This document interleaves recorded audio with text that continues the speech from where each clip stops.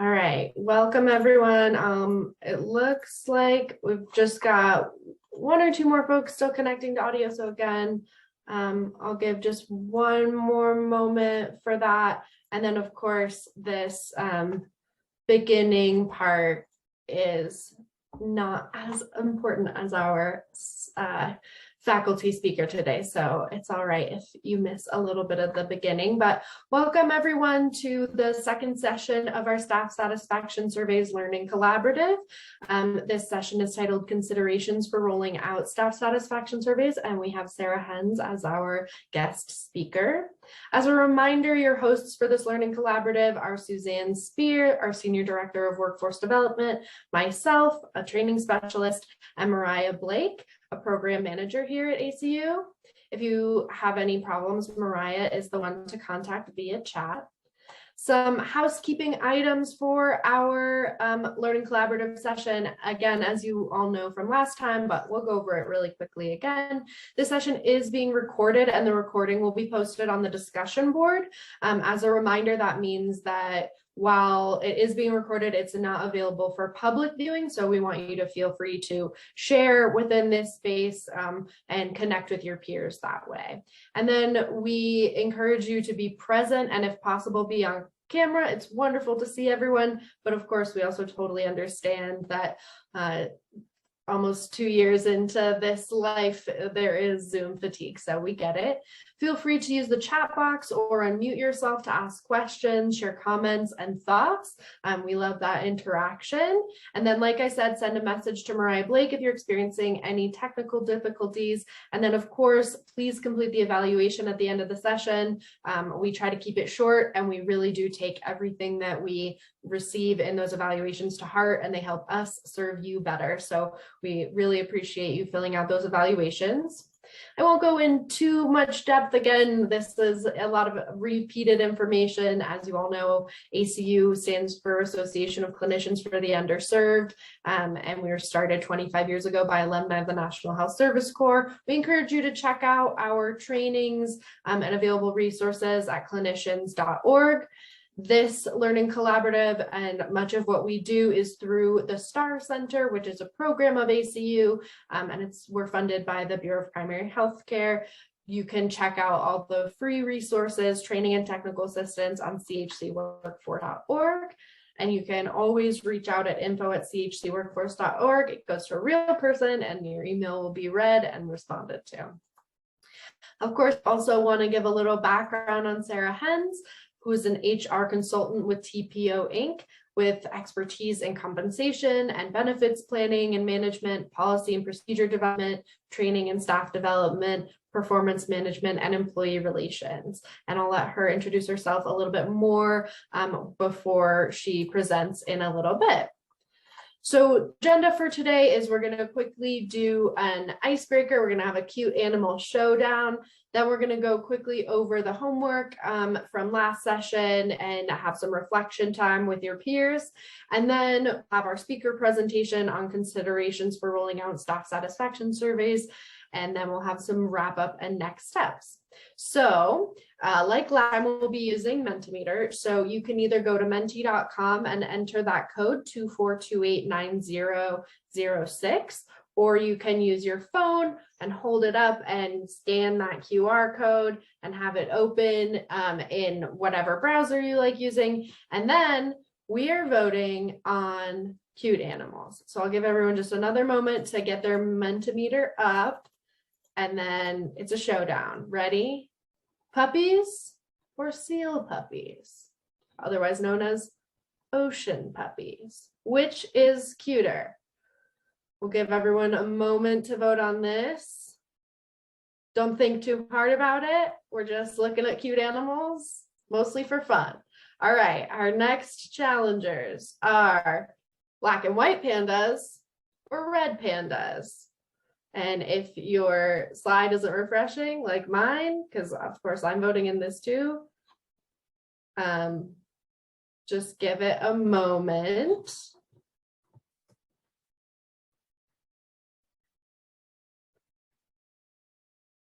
One second. I know what's happening. This is on me. Okay. And then next, here we go. Your slide should have changed with black pandas or red pandas, which is cuter. We'll give everyone this time. It's like we've got 8 votes in. It's your last few moments. Get your votes in. I'll make sure I vote. Oh, it's just showing me a giant picture of a panda. Cool. Okay. And now our final, sea otters or river otters.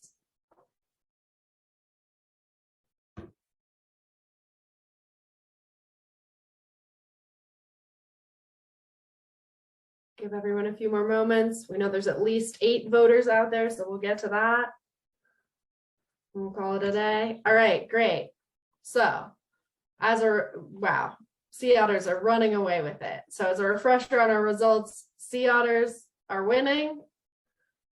Black pandas won by a hair, and puppies also won by just a hair. So that's very exciting.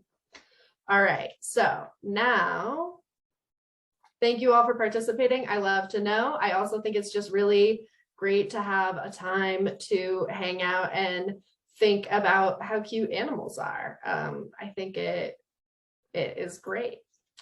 So anyway, thank you all for sharing that. I hope it was a fun icebreaker. Looking at cute animals always makes me feel good. So now really quickly, just a reminder about what what the homework was last time. It was just this set of reflection questions.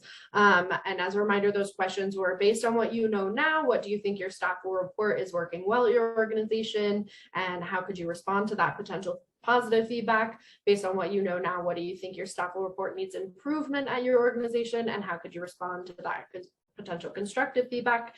And then what do you think your staff will identify as the highest priority for change at your organization? So now we're going to send you to breakout groups. If you didn't do the homework, that's okay. You can do some of this reflecting now, but we want you to have that time with your peers to reflect on where you are in the process now. We'll send you into your breakout groups for just 10 minutes. And so we'll see you back here in a few. Mariah, you can open those groups whenever you're ready. Welcome back, folks. We'll let everyone come back from their breakout rooms. I hope that you had a good time with your peers, reflecting on those questions. And again, we encourage you to keep, that's my timer telling me it's time for you to come back. Great. We hope that you keep that document if you did write it down, and then you can reflect on it as you do this process and see if what you were initially thinking, came true. All right, that looks like everyone is back from their breakout rooms. Is that correct? Yeah. All right, great. Well, I'll pass it over to our faculty expert, Sarah Henze, and take it away. Thanks. Great. Give me just 2 seconds. I'm going to push 2 buttons here to get things going. All right. It's a pleasure to get to see all of you and talk today. I will take just a couple of minutes to introduce you to my work that I do now in a little more depth. My background, I worked in government contracting, tech, and all of that stuff, and over time migrated into supporting nonprofits. And TPO primarily supports nonprofits based out of the DC area, although we certainly, like everybody, have are supporting employee staffs that are all over the country, and for some of our clients, even all over the world, which is an interesting set of complications. In my background, I did have the opportunity when I was working in government contracting to support some teams that were doing work with the Department of Defense University over at Walter Reed. We also did work with HHS, the VA on the health side of things, sometimes software development, sometimes system delivery. And one of the programs that we worked on in particular for many years that I worked fairly closely with was actually a team of social workers that supported the rural health centers throughout the VA's programs. And so we had social workers dispatched out to about 45 different rural health clinics or the hospital systems, working with veterans on different systems and processes. Again, a lot of the groups that I work with now are a lot of associations like yourselves. We also do work with some other groups, foundations, and some other programs. And so I've had a chance to learn about some of the health associations in different ways. And I currently support on a regular basis a health foundation here in Virginia. And that's been an interesting learning curve about kind of the things that they do. They are a grant supporting organization, but they work very closely with their local clinics. Their free clinic and some of the other mental health resources are co-located within their facilities for the area. So it's been an interesting dive into that space. In the last year, I have navigated all kinds of surveys with my clients. We're today speaking about staff satisfaction surveys. And as we move through this, we'll talk about delivery methods and options. We'll talk about some of the ways that we can navigate creating this process. I'm going to say that, we're using the word satisfaction here. You might hear in some cases engagement can be interchanged, although we could have an academic discussion about whether engagement and satisfaction are slightly different areas. And we can talk through that when we get to some of the Q&A a little farther along. But it is my pleasure to be here today to talk with you guys and move through this. As I start going through the slides, if you have questions, feel free to ask or drop a question in the chat. As long as we don't get too off timeline, I'm happy to have a little bit of interruption. As a matter of housekeeping, since I've kind of got you guys on a panel on the side of the screen, I might stop every now and then to kind of scroll up and down to see if people are nodding or look like they might have things to say. So I'll try not to do that too often, but just to check in with everybody. And with that, we will get into the details here. So the topic, again, considerations for rolling out staff satisfaction surveys. So this is kind of that you're trying to figure out what you're going to do and how we're going to tackle this. So it's that planning phase of things. And as I look at this, and I kind of looked at the topics that we wanted to move through for this conversation, I look at some of this as being the housekeeping, encouraging participation, developing your tools, the timing or frequency. When we get to the topic of questions to include, we're going to talk a little bit more about survey design. And then as we get through the materials, we'll land on best practices, and that'll help kind of slide us into the kind of some Q&A time. But let's start with goals. I think Stephen Covey, he's got all kinds of wonderful, sayings that look great on posters and offices and on coffee mugs, but I do really appreciate the idea you begin with the end in mind. So you have to define your goals to figure out where you're headed. You can't draw the map from point A to point B if you don't know what point B is going to look like. As we go through this conversation and talk about the goals and kind of where you're headed, the questions that I would start asking, what does your organization need to get out of the survey? So we'll talk about wants a little bit later, but what do you need? Is there specific data that you need to collect for any particular reason? And this kind of goes to that question of who's asking. Now, I know all of you are going to be involved in the task of asking, but who else is looking for this data? Are you reporting to a board? Are you reporting to a governing body? Who within your organization is looking for it? Is your employee population looking for it? Is this something that they are asking you to do? And the other one to be mindful of, I know you all have to go through certifications and accreditation processes. Are there external agencies that are looking at your facilities or your practices? And should you be mindful of that in the survey? I know there is you've got your 19 points that you need to adhere to. And one of those, as I looked through it, one that stood out to me was quality and improvements. You might have an opportunity to ask your employees or your staff, do they believe that their suggestions are given due consideration? And that's a quality question. Are they part of the quality process? The other thing to think about as we're moving through this material is what are you going to do with the data? How are you going to use it? And so, you know, what's the purpose of this? Is this going to help you with employee retention? Is this going to help you with recognition? Is it a planning tool? What can you actually use this for? And again, this goes back to that space where we're talking about satisfaction by title, but we might also weave in some engagement, which really that if you were going to, again, get a little bit academic, as opposed to I like working here, engagement is, and it's, you know, this is good for my career. I feel professional development and value in this area.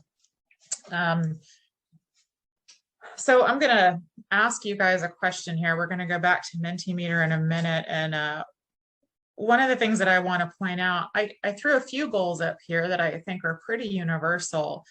And I will point out that these goals, you know, we all want our employees to be happy. That's certainly an objective that we all have. But in terms of the activity of the survey, you know, the functional action of the survey is to collect input. And so, you know, some goals for me, participation is a big one.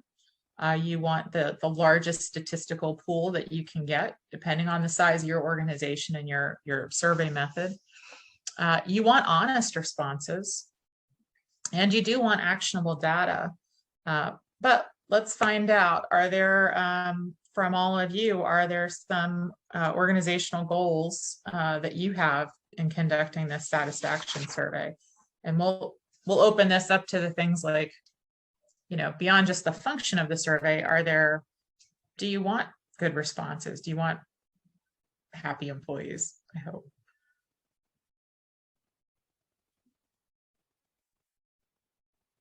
All right. Lynn, do we want to come back to some of these responses toward the end? Sure. Yeah, I'm going to share the Mentimeter now. Hopefully everyone has been able to grab it. Will you stop sharing? Yep.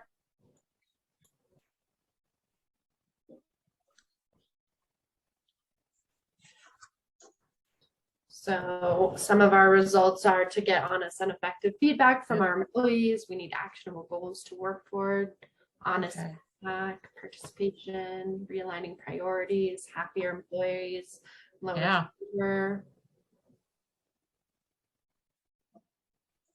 high reliability organization, choices in our discussions, and understand how people feel about the work environment, improving morale, helping do what they do, staff retention, improved efficiency, increased satisfaction, seeing what's important to our employees and prioritizing their needs. Great. All right. So the best way to get participation is to communicate. And this is one where everybody's environment is a little bit different. So we'll talk a little bit about the content of your communication, and then we can talk about some of the delivery methods. But let people know why the survey is coming. Why are we going to do this? Give them some time to think about it. You know, some staff, if you give them 2 or 3 weeks, they're going to hand wring and overthink it and analyze it to death and make up all kinds of stories about why you're doing it. You know, you might want to give yourself a shorter window to kind of say, hey, we're going to launch the survey on Friday and at your Monday staff meeting, and you know, give people enough time to kind of think about it without getting too ridiculous. But make sure that you tell them why it's being launched. Be clear about who can participate. Depending on your facility, if you have employees, you want them to participate for sure. If you have independent consultants or other third parties, you may or may not want them to participate. And that's an organizational decision that you will have to make based on how your specific organization operates. If you have clinicians who are basically on your staff 100% of the time, and then maybe you have some surge staff or contractors that you work with occasionally. You might be thoughtful about whether they participate or not. Think about when it will occur. We'll talk about timing and frequency in a little while. What's being measured? Again, are you doing satisfaction weight? Are you leaning toward engagement? Are you doing some safety reviews? What kinds of items are going to be measured in there? And then the most important piece of this is how will the responses be managed? And I'm going to take a couple of points here on when we talk about responses being managed. One thing that will come up is the question of whether these the responses are anonymous or not. Most often, we're going to set our surveys up to be anonymous. There might be a couple of occasions where we don't. The other thing is, will this data be reported out, which I absolutely recommend to everybody to make sure that it's reported out. Make sure that there is a full circle to this. When we get a little deeper into encouraging participation, so we've launched our survey and everybody gets the link in their email or on your HR dashboard or whatever system you have. And I open the survey up and it doesn't work.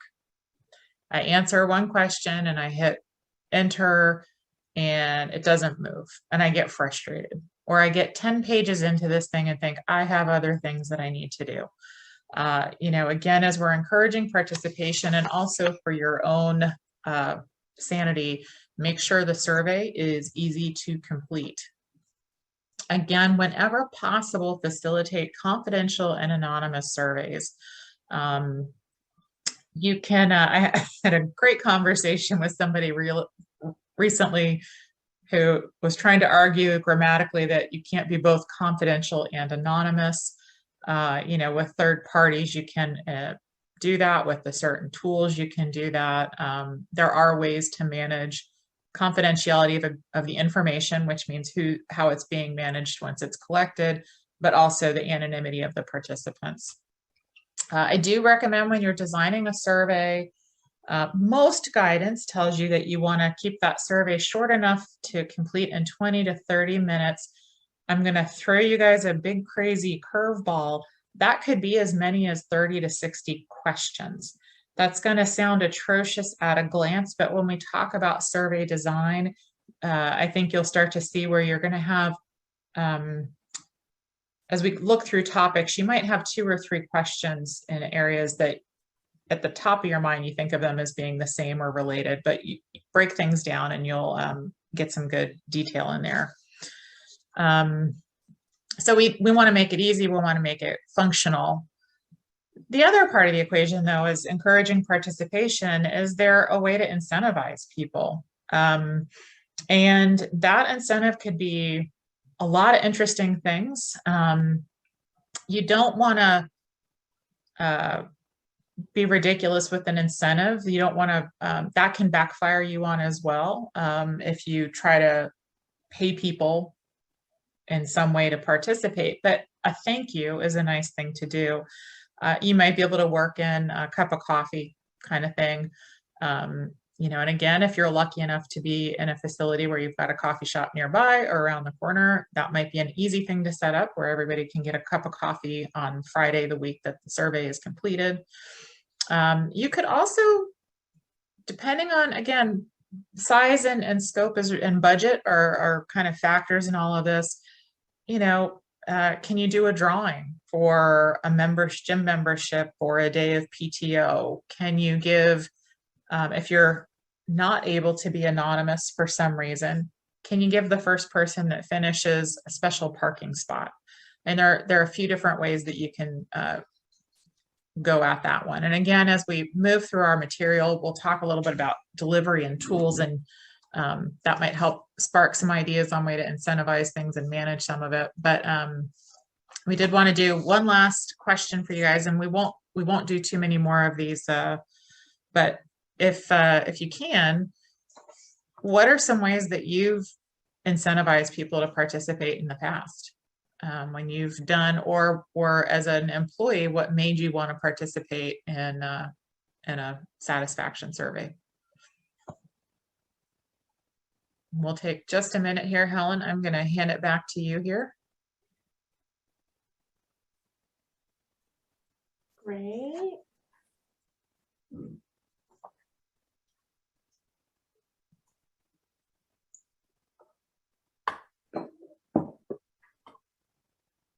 And if you haven't conducted a staff satisfaction survey Totally fine. that's totally fine. Or if you have but not offered some incentives, maybe think about what's an incentive that you would like if you were filling out a staff satisfaction survey. I love the pizza for the department with the highest participation. Yeah, that's good. It's a good one. Animosity. Okay. That's honest.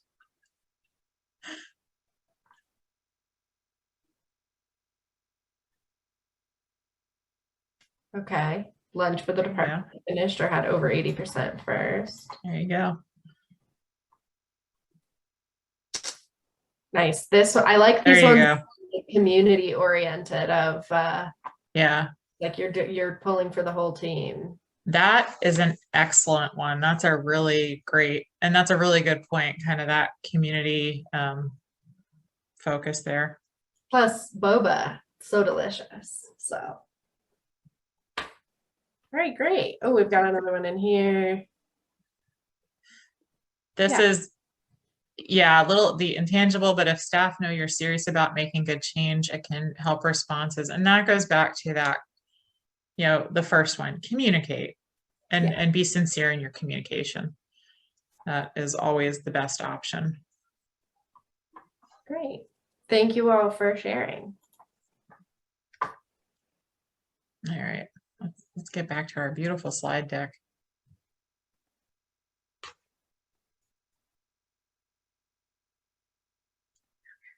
Let's see. There we go. All right, timing and frequency. And doesn't look like there's much on this slide right now, but I'm gonna talk here for a good while. Big pieces to consider. Whatever you come up with, look at consistency. If you're going to do an annual survey, do it on an annual basis. Just consider it being part of your good HR hygiene. If you have the tools, if you have the right technology, consider breaking this down even for quarterly kind of timelines. The micro surveys or pulse checks can get pretty good response. Or if you have, as we look at topics, if you break down into maybe some specific topics, you might get better responses at different times. And an example of this, again, staff satisfaction, sometimes we will focus on something like benefits. Well, if in your calendar year, when your open enrollment is, maybe 3 months before that open enrollment, you can do a micro or a pulse check on your benefits. It's timely with your organization's activities, it's specific, and it could give you good information that could help make decisions on your benefits offerings and programs.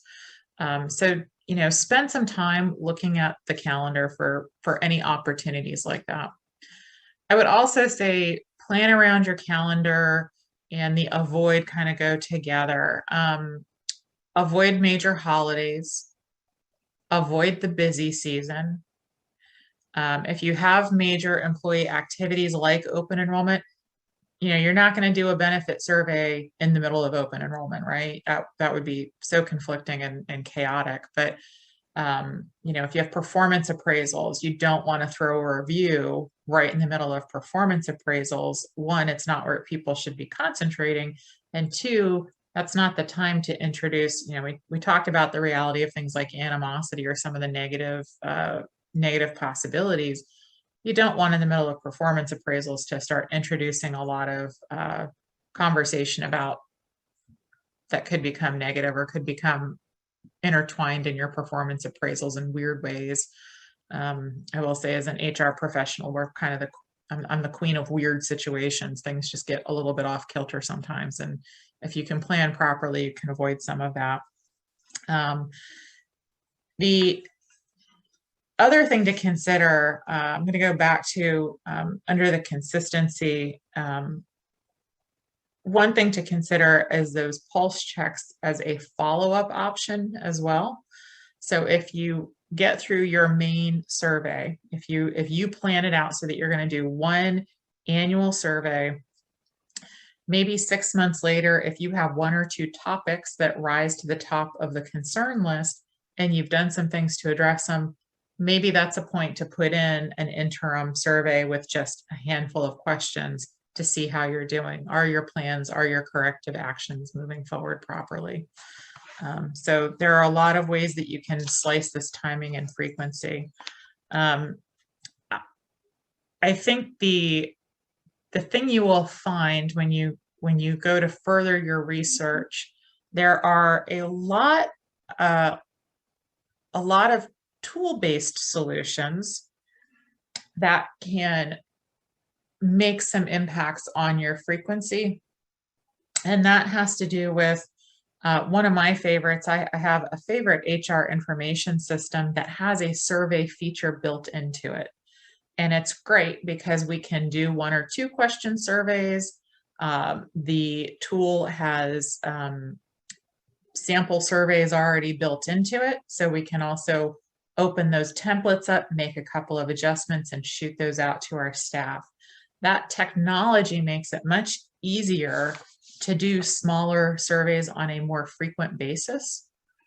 I will say the one disadvantage, depending on your goals and your environment, if you use your HR information system, you are probably not going to be able to maintain anonymity because the system is always going to have some sort of tag to individual employees. It's really difficult in those systems to remove some of that. So it's a trade-off in there. The other thing I'll say here is we talk about tools for success, and I am talking about literal tools in this particular instance. The first thing to think about is just that. What do you have available today? Do you is your environment a Google environment or a Microsoft environment? There may be some system items that you can use internally that are already built. Do you have access to SurveyMonkey? And I know a lot of you don't have your screens up, but little show of hands. Has anybody used SurveyMonkey before? A few people maybe. It's pretty easy. It's a pretty low cost solution. We got some hands up. One of the things that I will say for SurveyMonkey that is also really nice, they do have, good, thank you, Emily. We've got, they do give you the ability to tap into their bank of questions. It's in that space, it's a nice tool to look at. But they do actually allow you to take out identifiers in your survey design. So when you go in to configure a survey in either SurveyMonkey or Google Docs, you can take out, you don't have to collect names, email addresses, or any of those things. Sometimes you'll still get an IP address, but it's typically really hard from an IP address to identify an individual. So that's usually not that big of a deal, but that's one way that you can work on it. The other one, and I'm going to start at the bottom of the list and we'll go back up to the top here in a minute, third parties. And there are an overwhelming number of options for third parties that can help you with survey design, delivery, analysis. But that might be depending on the size of your organization and the types of topics you are specifically going to dive into. Having a third party could be very useful. They can provide anonymity. They will maintain confidentiality of the data. They can also potentially weigh your results against similar organizations if their client pool is large enough. So you might be able to get some comparisons in there. Examples of third parties are certainly going to be, like you could argue that SurveyMonkey functions as a third party in a way. There are a ton of organizations at the click of a Google search that will offer to be your employee engagement survey tool. If you do work with a third-party attorney or HR consultant, those are typically things that they can support as well. I know for TPO, we build a lot of surveys into our employee support. Anytime we do training or provide training for our clients, we always do a follow-up survey, kind of like you all were invited at the beginning to do an evaluation. And so we manage that data in a way that reports back to our client, keeps individual responses managed in an appropriate way. The last one I'm going to talk about, I probably should have adjusted my list, is when we're talking about your delivery options, one to consider are interviews or small group conversations. Clearly, there is no anonymity in that space. But again, depending on your specific culture and your environment and the availability of time, you might get some really good responses.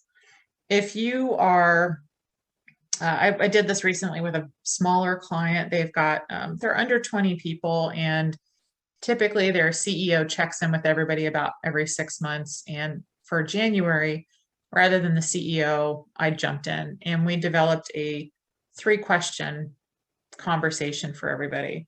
And it was very simple. I asked them, what's good? What's working well? Where do you have an area, or is there an area where you need some additional support or would like to have some conversation?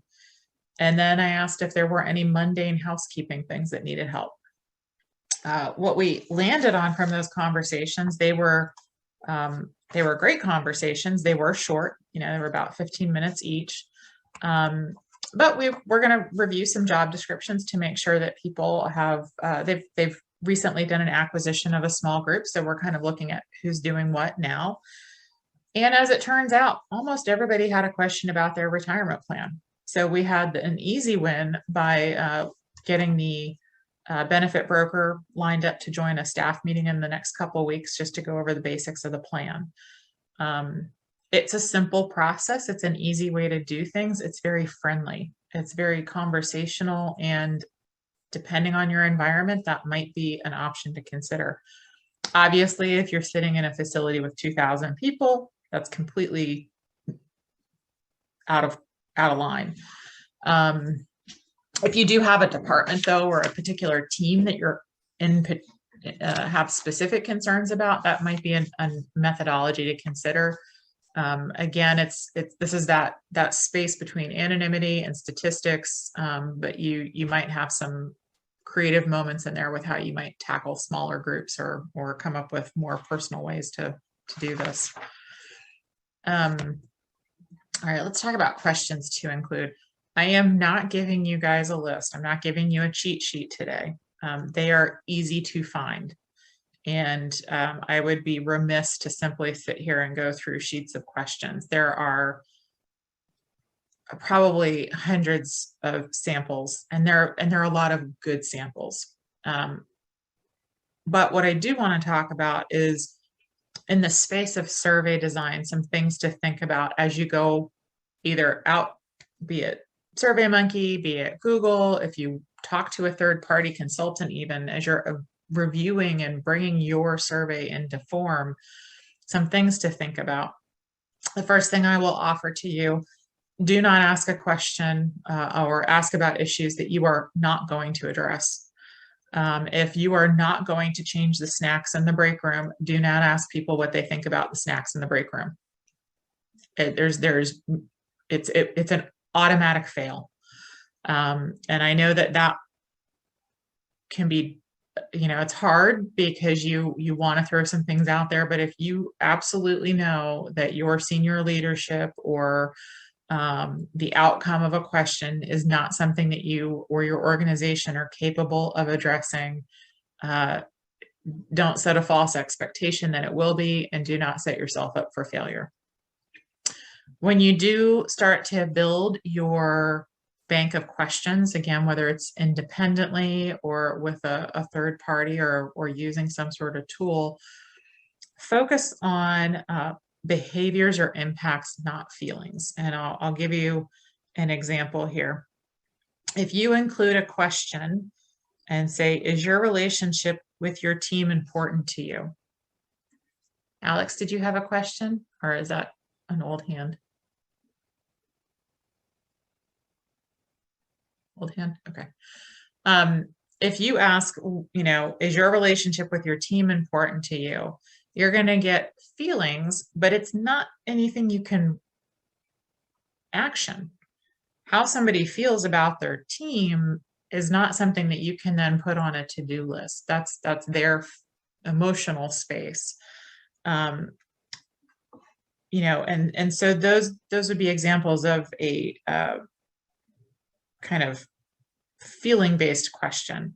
A behavioral question would be something like, does your manager provide relevant and timely feedback? I'll also point out that was really more of a statement.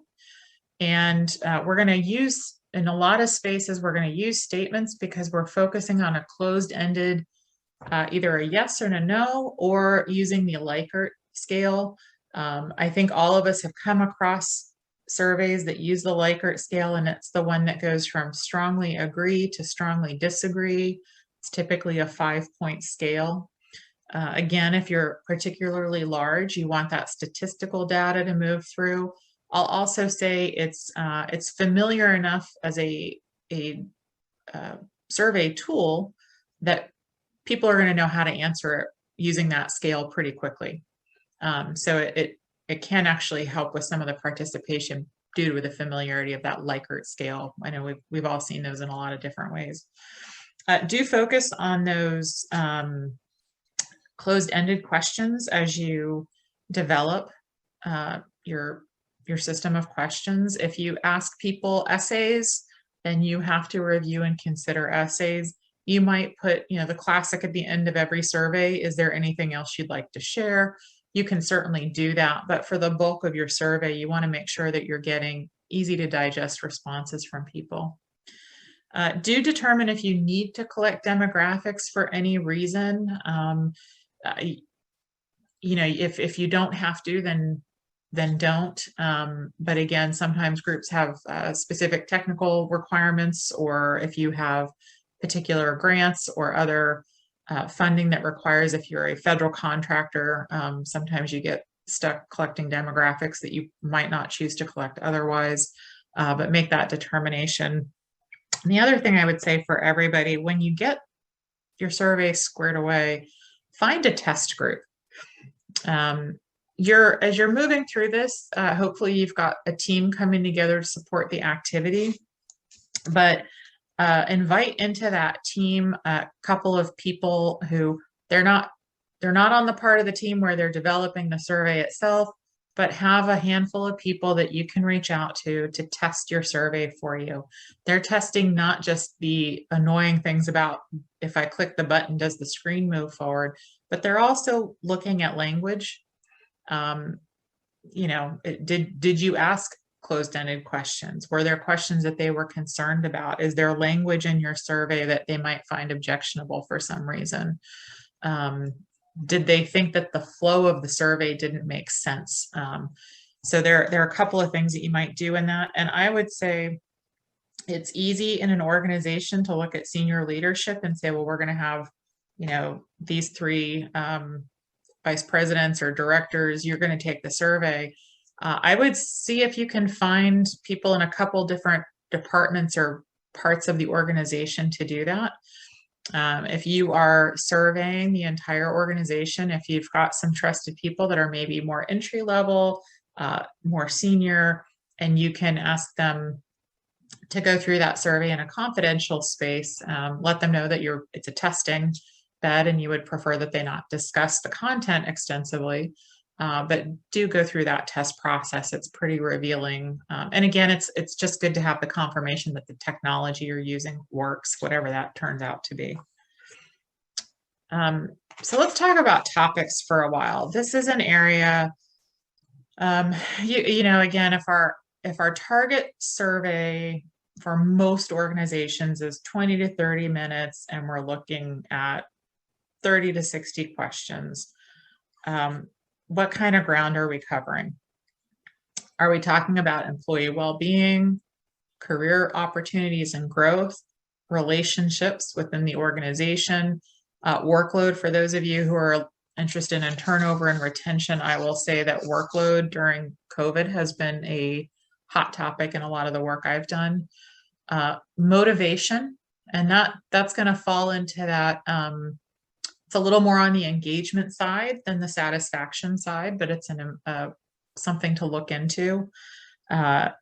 Culture and job satisfaction. So how do you find all these questions? Well, again, our good friends online and every consultant who will happily knock on your door to help you, they will have great banks of these questions. One thing that you will find if you go look for any of these, you will find something called the Gallup Q12. I am not advocating Gallup, but again, it is a tool that you will absolutely find out there. A lot of places have kind of co-opted the Gallup model. If you are familiar with Maslow's hierarchy of needs, which I'm sure everybody on this call has come across either academically or in your professional world somewhere, it's a similar concept. So just a real quick from Maslow, right? You start with your most basic needs at the base of the pyramid. And as you go up the hierarchy, you move toward belonging and esteem and self-actualization. And I'm obviously skipping some layers. The Gallup approach is very similar as well. They've got some sample questions that are pretty easy to find that start with some questions about your basic needs within work. Move up to individual focus, teamwork, and then growth, which kind of parallels that self-actualization at the top of Maslow. So a couple of things that you would find at a basic need. I know what is expected of me at work, right? Very basic question, but it's an important one to make sure that people really do have clear direction and know what they're up against. So the other things to think about as you go through those topics. So you've kind of got, again, those big topics, well-being, career growth, all of those things, is how to formulate those questions. And we had talked about this a little bit earlier. They should relate to what you're trying to accomplish. They should be brief and concise. Avoid writing biased questions or responses, and focus on one concept per question. And this is where, you know, again, when I say 30 to 60 questions, when you start realizing that these will be very specific questions that you're asking people, my pay and benefits are good, one thing, and it speaks to the idea that I feel taken care of. From a data perspective, though, my pay is good is a specific question. I know some of us were talking about compensation when we were in the breakout rooms and how that can be something that is worth investigating. Well, you might have good pay, maybe your benefits are not. So you do want to start breaking some of those topics down into small pieces. And that helps kind of make sure that your overall data is strong. This is obviously more important if you are using some sort of larger statistical approach. Again, some sort of online survey would probably be more appropriate for that. If you do go with the concept of the individual interviews, your interviewer should still be able to have some sort of score sheet or review notes that identify and can parse out things like the pay is good, but the benefits are not. Of course, I'm sure you all have great benefits. Any questions on questions before we move into the home stretch here? All right, we're going to slide into the Q&A here in just a minute anyhow. Best practices. So top of the list, no matter what you do. Doesn't matter what your format is. It doesn't matter whether you do use closed-ended or open-ended questions. Whatever you land on for your particular survey, you've got to communicate the results. It's an issue of transparency and honesty. It may be difficult sometimes, but even if the results are difficult to swallow, that will build some trust that they are going to be addressed and help you in future surveys and conversations.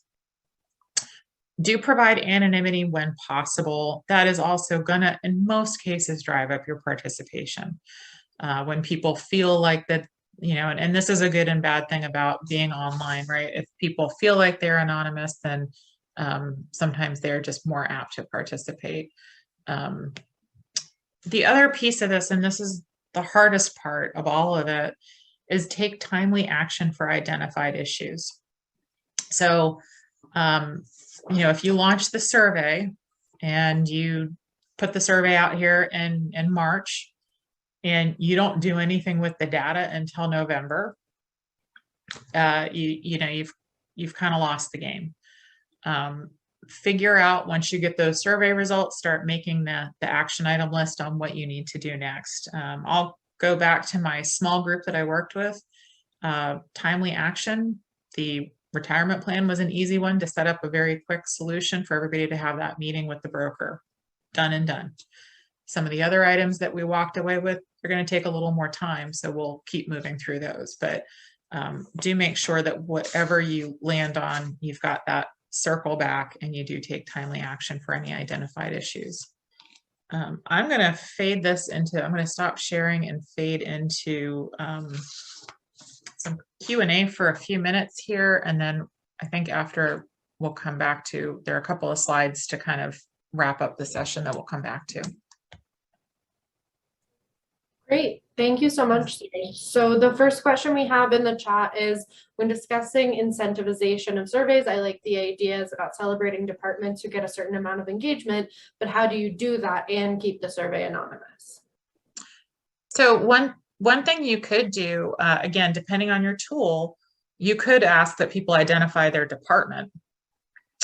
You could ask that people identify their position. Now, if you have a lot of one-off positions where only, if you only have one receptionist in the entire building, then that person's going to stand out like a sore thumb. So that could backfire, but you could certainly ask for which department people are in, and then you can kind of stop that there. Good. Great. Thanks so much. Well, it doesn't look like we have any other questions right now, but I do encourage folks to put questions that you have on the discussion board, and feel free to keep popping them in the chat. While you're thinking of those questions, we'll pass it over to Suzanne to finish up and get us ready with some next steps. And Sarah, I can share the PowerPoint. Oh, okay, great. All right, Suzanne, take it away. Awesome. Thank you guys so much. Thank you to Sarah for her wonderful presentation. I know I learned a lot, especially with the questions, and like, instead of layering them, sort of breaking them apart, that was really informative to me. So hopefully it was helpful to you guys as well. So what we want to do now is we want to go into sort of talking about our homework assignment and how that's going to help you all take this information that Sarah shared today and help you all as you're thinking about implementing your satisfaction surveys at your health centers. Next slide, please.